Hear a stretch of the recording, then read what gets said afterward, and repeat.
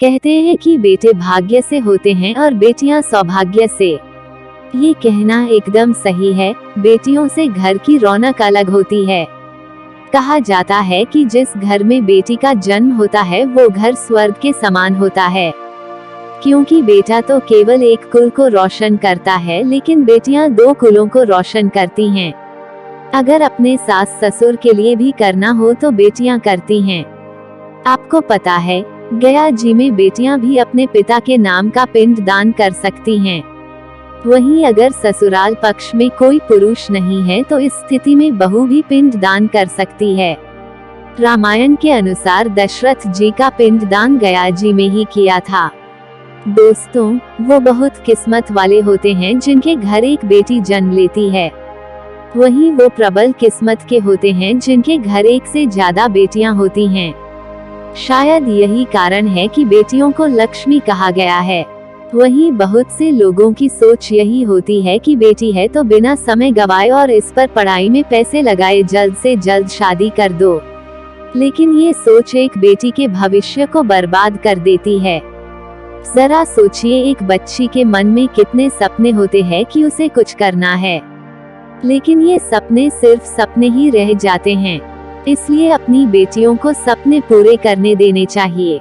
उन्हें जीवन में हर वो खुशी दे जो उन्हें मिलनी चाहिए। एक बेटे से ज्यादा एक बेटी हमेशा अपने माता पिता के लिए सोचती है। इसके साथ ही माता पिता को प्यार और अपनापन बेटी ही दिखा सकती है। बेटी के जन्म को एक जश्न की तरह मनाना चाहिए। माता पिता को बेटी को हमेशा एहसास दिलाना चाहिए कि वो कितनी खास है। दोस्तों, बेटी कभी भी बाप पर बोझ नहीं होती है। वो सिर्फ अपने और अपने परिवार की किस्मत बनाने के लिए जन्म लेती है। एक कथा की माने तो एक बार 2 दोस्त लंबे समय के बाद एक दूसरे से मिले। एक दोस्त ने दूसरे से उसके हाल पूछे तो जवाब में उसने कहा कि मेरे हाल तो एकदम बढ़िया हैं, और वो भी क्यों ना, मेरे 2 बेटे जो हैं।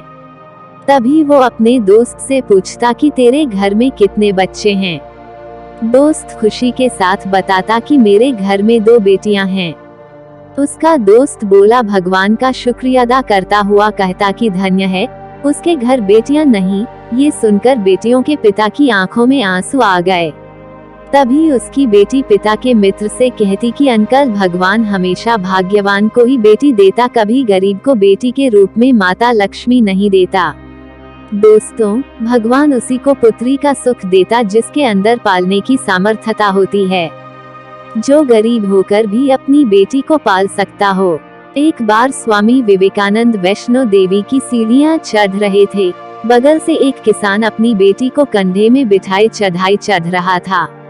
तभी स्वामी विवेकानंद ने कहा कि बाबा, आपकी बेटी का बोझा आपको लग रहा होगा, इसको मैं उठा लेता हूँ और माता वैष्णो के दरबार तक लिए चलता हूँ। तब किसान ने स्वामी विवेकानंद से कहा कि बेटी कभी भी बाप के कंधे पर बोझ नहीं होती।